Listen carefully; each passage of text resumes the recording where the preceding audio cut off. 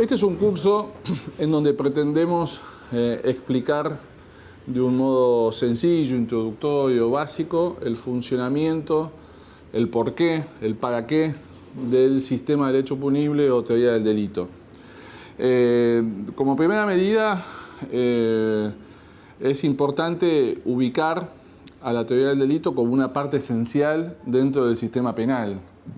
Cuando hablamos del sistema penal, normalmente nos referimos en un Estado de Derecho a un sistema que engloba tanto el sistema de prevención del delito como el sistema judicial en materia penal, es decir, el sistema de adjudicación de responsabilidades, el sistema penitenciario también como subsistema dentro de ese sistema penal.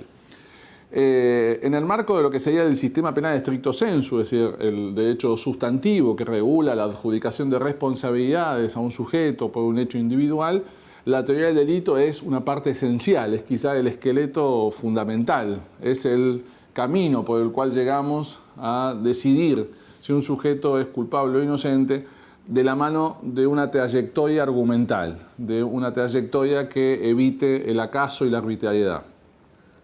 En este sentido, si uno tuviera que preguntarse el porqué de la teoría del delito, por qué hay que desarrollar en la solución de los casos penales este camino de la teoría del delito, la primera cosa que deberíamos decir es que se pretende ofrecer un sistema de resolución de casos racional. En un modelo, y esto es importante tenerlo en cuenta, en un modelo de jueces profesionales, en un modelo donde los casos los resuelven en nuestro sistema los jueces profesionales y no la ciudadanía a través del Instituto del Juicio por Jurados, en un modelo, insisto, en donde los casos son resueltos por el sistema profesional judicial, en realidad la legitimación de sus decisiones ya no proviene de ser representación de la ciudadanía, sino que proviene de la racionalidad de esa decisión. La teoría del delito nos asegura, nos ofrece un camino para asegurarnos que la decisión de un caso acerca de si Juan, Pedro o María son responsables, son culpables por la comisión de un delito, sea una decisión que se toma a través de un mecanismo racional y que no es intuitiva, no es caprichosa, y no responde a ningún otro prejuicio que no sea el de adjudicar racionalmente una consecuencia por la infracción de la ley.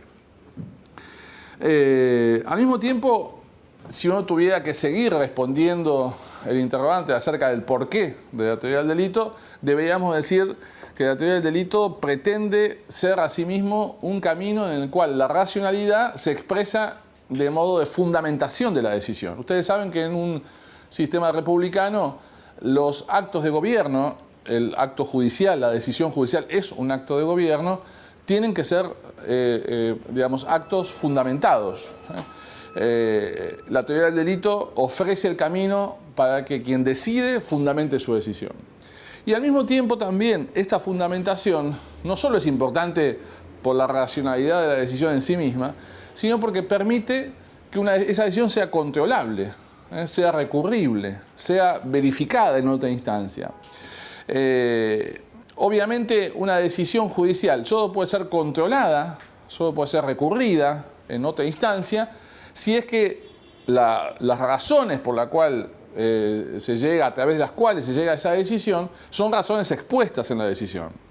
Si uno se pregunta por qué razón en un sistema de juicio por jurados, como en el mundo anglosajón, en Estados Unidos, las decisiones del jurado básicamente no son recurribles. Porque en realidad, al no exigir que el jurado, el ciudadano común, por supuesto por su ausencia de formación jurídica, recurra a un camino de racionalidad, al permitirle que el sujeto juzgue o integre la decisión del jurado a través de su íntima convicción, tampoco podemos exigirle que exprese una fundamentación. Al no estar expresada la fundamentación, ustedes saben que, por ejemplo, el jurado dice luego de la deliberación el sujeto es culpable o es inocente, pero nunca argumenta a través de las razones por las cuales llega a esta decisión. Y no argumenta porque no tiene ese deber en términos procesales. Y no lo tiene porque bastante legítima es su decisión al ser manifestación de la participación ciudadana. En un modelo, en cambio, de jueces profesionales, la legitimación no proviene de que esa decisión es parte de una decisión popular, sino que proviene de su racionalidad. Esa racionalidad permite el control y un sistema de recursos bastante amplio como el que rige en los modelos que están vigentes en nuestro país. Al mismo tiempo, y yo diría la tercera respuesta a la pregunta ¿por qué la teoría del delito? ¿Por qué necesitamos de la teoría del delito? Es porque también en un modelo republicano pretendemos que es igualdad ante la ley. Y la racionalidad en la decisión permite establecer un estándar argumental, permite que yo responda siempre del mismo modo frente a casos similares. En cambio, si mi reacción es intuitiva, si mi reacción judicial es prejuiciosa, si mi reacción se funda en cuestiones que no son razones fuerza, razones de la ley, en realidad es muy factible que yo responda a la solución de los casos, a casos similares, de modo distinto. Es muy factible que yo no esté respetando el principio de igualdad ante la ley. En cambio, la racionalidad, la contrariedad, la transparencia de los argumentos permite que yo aplique igualitariamente la ley penal. Contestada esta primera pregunta acerca de por qué la teoría del delito, la segunda pregunta tiene que ver con quizá qué función cumple el sistema del hecho punible o teoría del delito. Yo diría, básicamente, aún contestando una tendencia de pensar que la teoría del delito es una especie de juego teórico para iniciados, digamos, y una especie de mundo abstracto que ninguna vinculación tiene con la realidad, yo diría todo lo contrario. La teoría del delito es básicamente un instrumento para la solución de un caso. No hay instrumento más pragmático que la teoría del delito. Es decir, no hay instrumento más vinculado a la aplicación del derecho en términos estrictos en la solución de un caso puntual, la solución de, insisto, si Juan, Pedro o María van a ser punibles por el hecho que cometieron, que el sistema del hecho punible o teoría del delito. Es un instrumento que permite básicamente ofrecer al intérprete un camino en la solución de los casos, guiar al intérprete en la solución de los casos. Esto permite al mismo tiempo también responder a otro interrogante, que es la pregunta acerca de qué hay detrás de la teoría del delito. Porque aquí en este curso vamos a ver cómo la teoría del delito es una concatenación de problemas, a veces muy complejos, un sistema de enorme precisión a la hora de solucionar un conjunto de interrogantes, y en algún punto siempre llega la pregunta acerca, bueno, pero ¿qué hay detrás de la teoría del delito? Es decir, ¿qué está detrás de este sistema? ¿De dónde proviene este sistema tan complejo, ¿no? Y normalmente la tendencia de un sector mayoritario de la ciencia penal es que detrás de la teoría del delito hay que encontrar alguna fundamentación de la pena. Como si todo esto que vamos a desarrollar en el curso se explicara por sí mismo al haber optado por un modelo de justificación ética de la pena. Todos sabemos que las grandes discusiones acerca de la pena y la justificación de la pena estatal, un tema que siempre vuelve cíclicamente y nunca obtiene una respuesta solvente, estable, en realidad, de todos modos, este ir y volver de la teoría de la justificación de la pena siempre lo hace por caminos muy similares. Es decir, siempre estamos dando vuelta alrededor de 2 o 3 puntos de partida, ¿no? Algunos creen que la pena no tiene ningún fin en sí mismo y solamente es la respuesta que debe ser, la respuesta provocada por un imperativo categórico del estilo kantiano, de una culpabilidad del autor. La pena debe seguir a un sujeto culpable, aun cuando no cumpla ninguna función específica. Otros se alejan de esta teoría absoluta de la pena y proponen un modelo de justificación de la pena mirando a los efectos posibles. Y en este sentido se abren 2 caminos posibles que son los más conocidos, más desarrollados. Uno ya instalado en Feuerbach, en el sentido de que la pena cumple una función preventivo general negativa, es decir, una especie de disuasión al futuro y eventual autor de un delito, por supuesto un sujeto desconocido, innominado, un sujeto teórico, pero a ese sujeto teórico le envío el mensaje de que si él comete un delito, a ese sujeto le va a continuar una pena. Y en tercer lugar, una teoría de la prevención especial de la pena que pretende que la pena tenga una función de resocialización, de readaptación, de reinserción social del sujeto que sufre la pena, lo que se llama una teoría preventivo especial.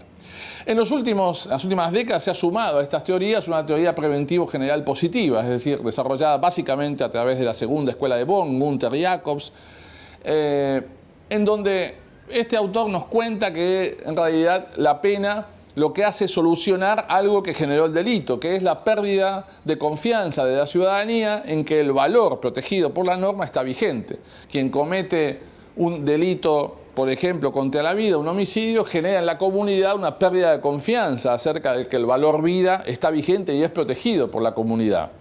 La pena vendría, al castigar al infractor, vendría a reinstalar la confianza comunitaria en la vigencia de ese valor.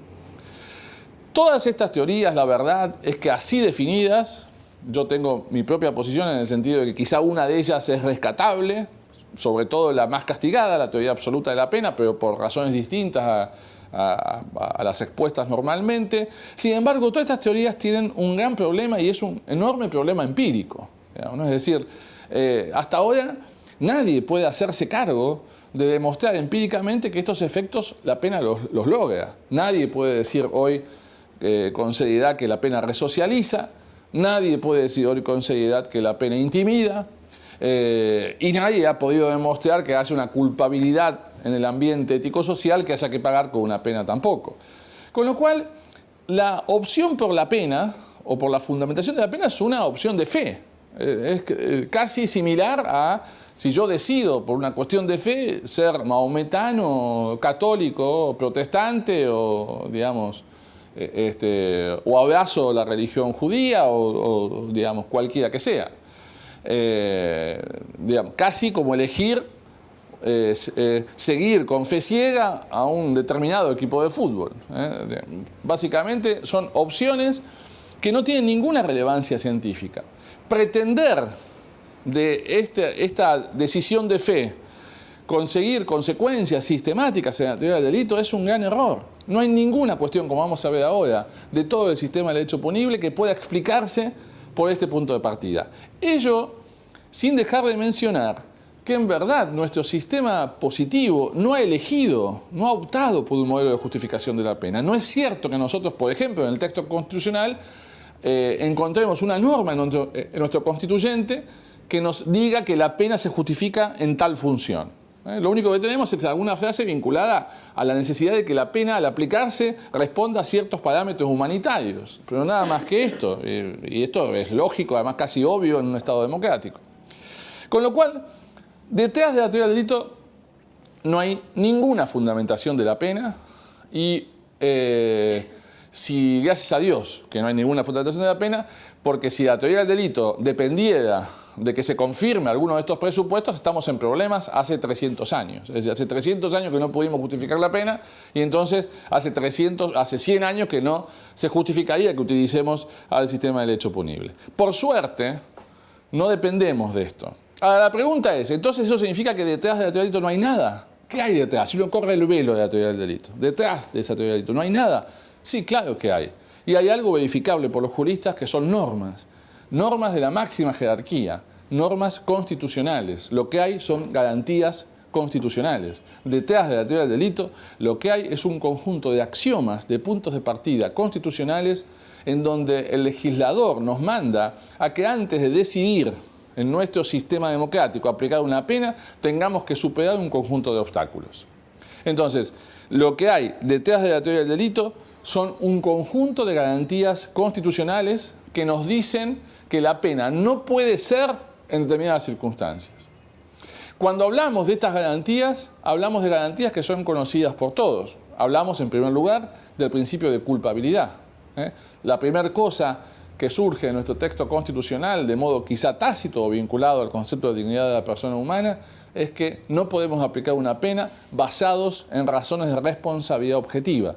Es decir, esta idea de que alguien en algún lado hizo algo malo y por lo tanto cercano a él se produce algo, digamos, un resultado disvalioso y por lo tanto él responde en términos de responsabilidad objetiva, eso es insostenible. Cada uno responde en la medida en que haya podido evitar lo ilícito, en que haya podido motivarse en la norma y haya podido optar por cumplir con la norma o en todo caso infringir la norma. Si esto no está demostrado, si no está demostrado que el sujeto ha tenido esa libertad de optar entre el mal y el bien, entonces no puede demostrarse la culpabilidad y por lo tanto nullum crimen sine culpa, es decir, nula pena sine culpa. Esto significa no puede aplicar pena violando el principio de culpabilidad. Después vamos a ver cómo en el sistema de derecho punible este punto de partida axiológico se desarrolla sistemáticamente. En segundo lugar, detrás del sistema de derecho punible también hay otra garantía enormemente difundida, que es el principio de legalidad. Es decir, la idea es, no hay pena sin que esté previsto una pena, una norma, en un momento anterior al hecho que se juzga, que haya determinado con precisión las características del comportamiento punible y la pena que debe adjudicarse a ese comportamiento. Sin resguardo del principio de legalidad, sin resguardo de una ley escrita, precisa, estricta, de derecho positivo, sin que esto esté totalmente determinado en momentos anteriores al hecho, no puede haber pena. En este sentido, el principio de legalidad adquiere una formulación latina, no porque provenga del derecho romano, sino porque Feuerbach le dio una forma latina a un principio que es propio del iluminismo. En tercer lugar, detrás del sistema de derecho punible también hay otras garantías, como por ejemplo el principio de acto. La idea de que nadie puede ser castigado por aquello que no sea, como primera exigencia fundamental, un comportamiento evitable, un comportamiento exterior. Nadie puede ser castigado por los pensamientos, nadie puede ser castigado por situaciones que no son una acción, nadie puede ser castigado por elecciones personales de vida, por religiones, por digamos, cualquier tipo de proceso interno que no implique un comportamiento exterior. Detrás del sistema de derecho punible también hay, por ejemplo, un principio como el de proporcionalidad. La idea es la pena debe ser proporcionada a la gravedad del ilícito. Y esto tiene un conjunto de consecuencias también en el sistema del derecho punible. Detrás del sistema de derecho punible también está la idea de que el derecho penal solo protege bienes jurídicos y solo en la medida en que esos bienes jurídicos sean afectados. Esto implica comportamientos solo antinormativos, pero que no afecten un bien, tampoco pueden ser parte del catálogo del derecho penal. Entonces, esta primera introducción nos permite, en verdad, establecer un eje fundamental dentro de la teoría del delito, que es la idea, o consolidar la idea, de que el sistema de derecho punible no es ninguna otra cosa que la reglamentación ordenada sistemáticamente de los obstáculos constitucionales para aplicar una pena de modo legítimo. Es decir, la teoría del delito organiza los obstáculos sistemáticos en un caso individual que están estipulados en un conjunto de garantías. Y se trata solo de eso. Todo lo que vamos a ver en este curso, en estas horas, tiene que ver con la reglamentación de estos puntos de partida constitucionales. Desde este ángulo, uno puede ver un conjunto de grupos temáticos en la teoría del delito, que es preciso tener claro. En primer lugar, un grupo temático son las formas del hecho punible.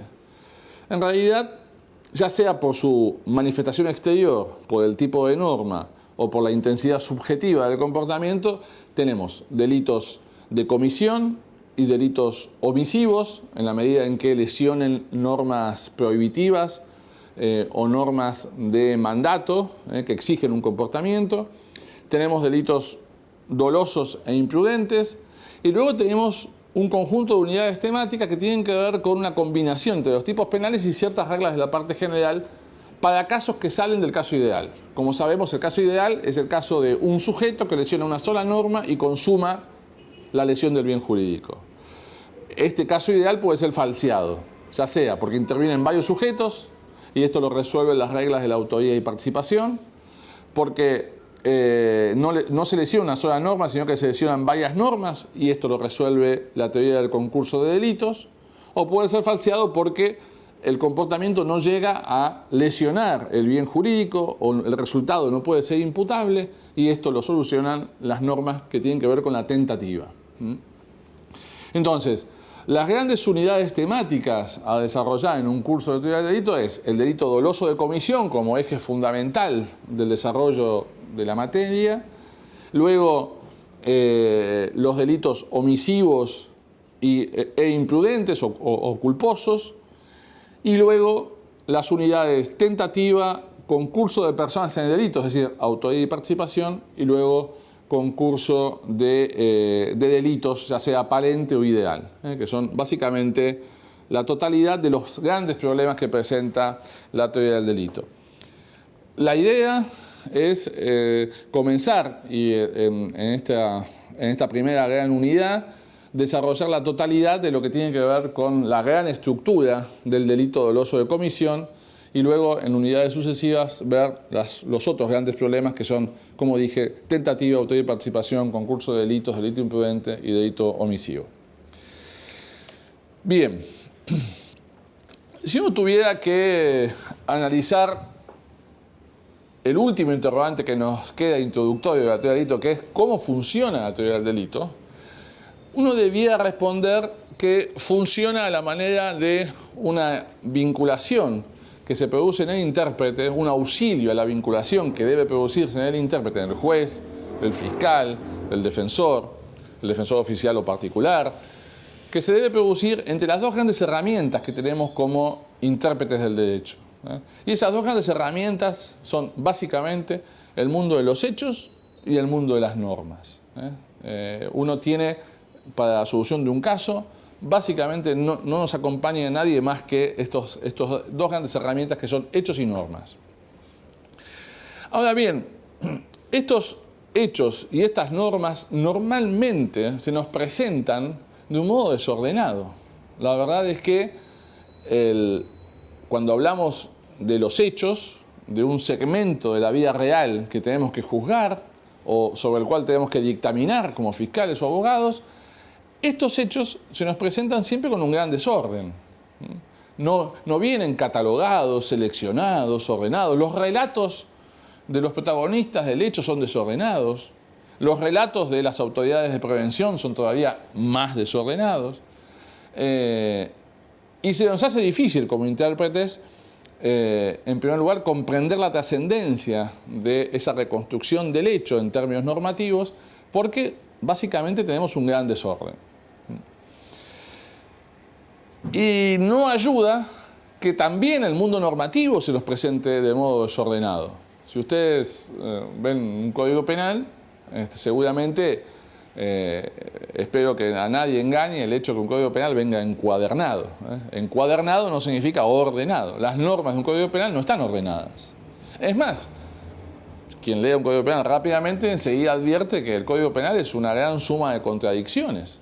Hay hechos que en la parte especial parecen punibles y en la parte general son impunes, y esto sucede a menudo. Las normas son contradictorias. Hay hechos que aparentemente según la pena parecen gravísimos y afectan bienes jurídicos que en principio son menos graves que otros, y sin embargo hay hechos que afectan bienes jurídicos gravísimos y que parece que tienen menos pena. Es decir, la aplicación de las normas también tiene este problema del desorden.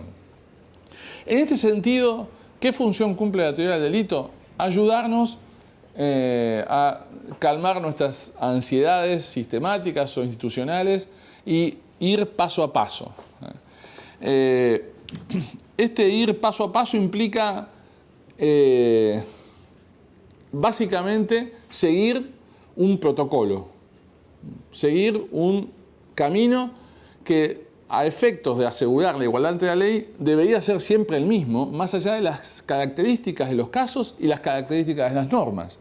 Que el camino de reconocimiento de normas y de hechos, de verificabilidad de normas y de hechos, sea el mismo siempre, nos asegura una actuación alejada del acaso, de la arbitrariedad, de la falta de objetividad.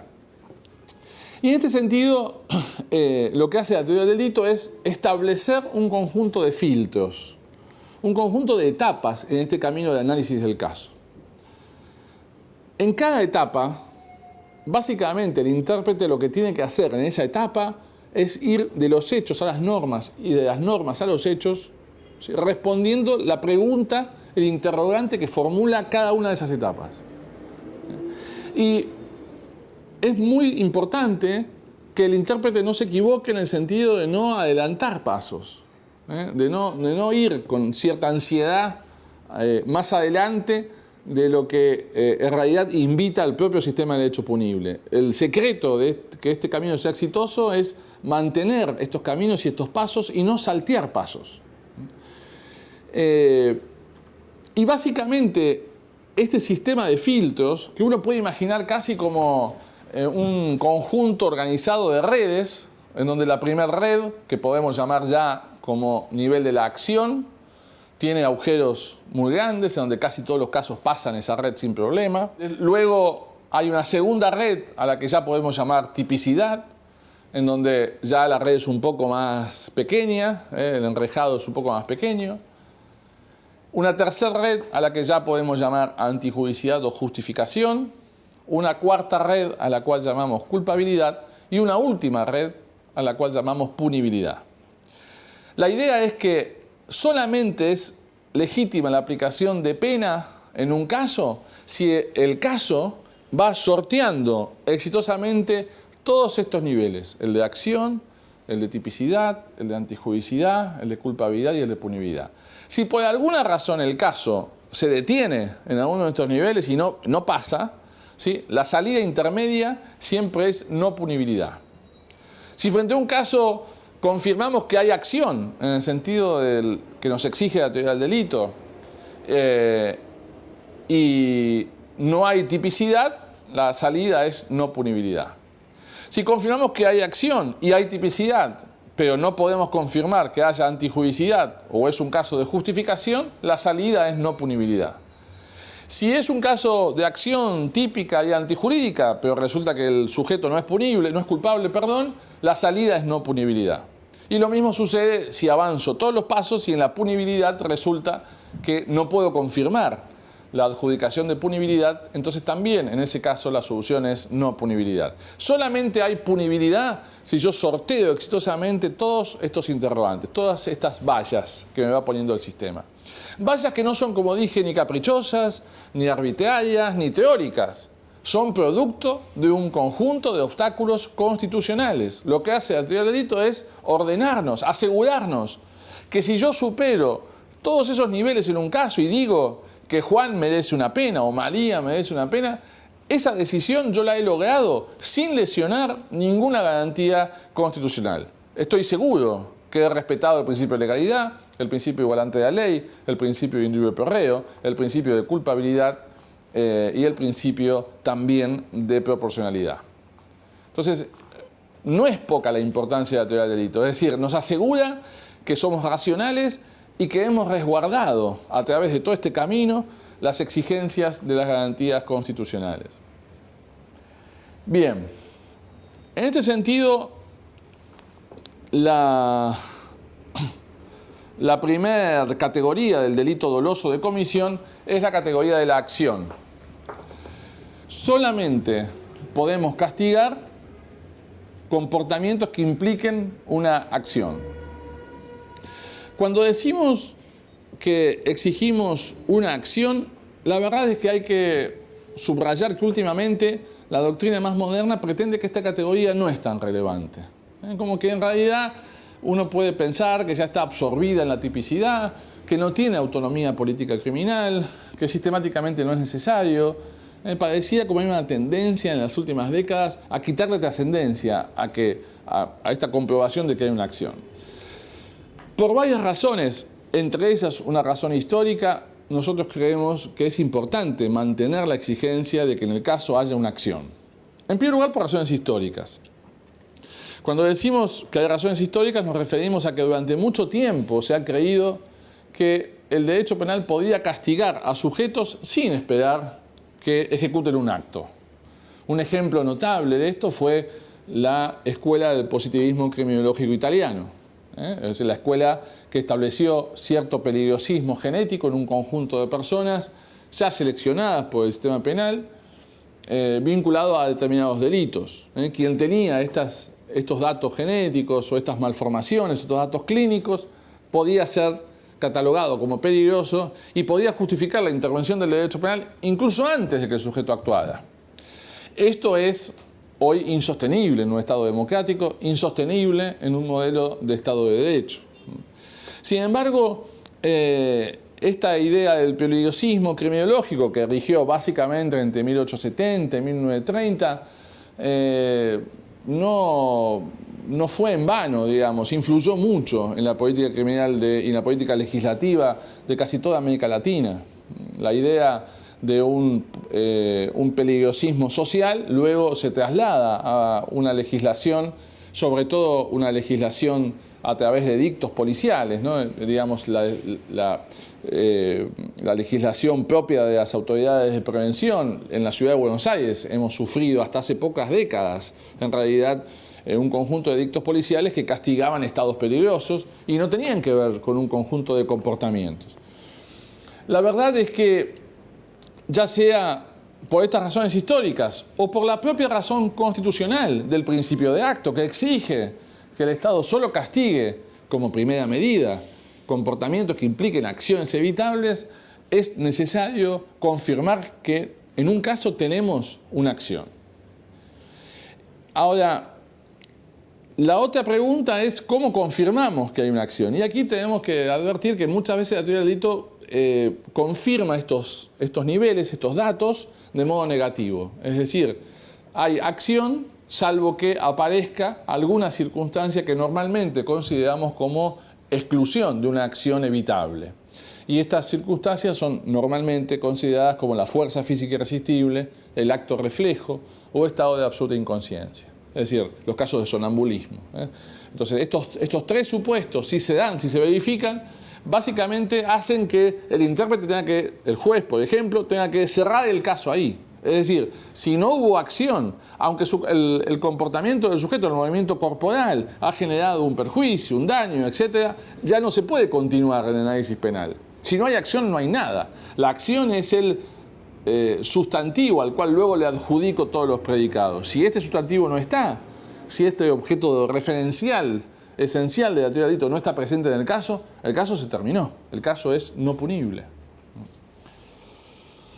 Bien. Aún incluso en los supuestos de que yo exija este nivel de acción, este primer nivel, hay que tener en cuenta que en muchas oportunidades hay tipos penales que presentan algunos problemas vinculados con esta exigencia. Un ejemplo moderno de esto tiene que ver con los casos de los llamados delitos de tenencia. Hoy hay una tendencia bastante importante a sancionar tenencias de estupefacientes, tenencias de armas. Es muy discutible que estos tipos penales estén cumpliendo con esta exigencia de que haya una acción. Normalmente en idioma español, también sucede lo mismo en idioma alemán, las tenencias no implican en ninguna de sus acepciones, el verbo tener no implica en ninguna de sus acepciones un comportamiento. Cuando uno habla de tener, normalmente en nuestro idioma, no remite a un comportamiento.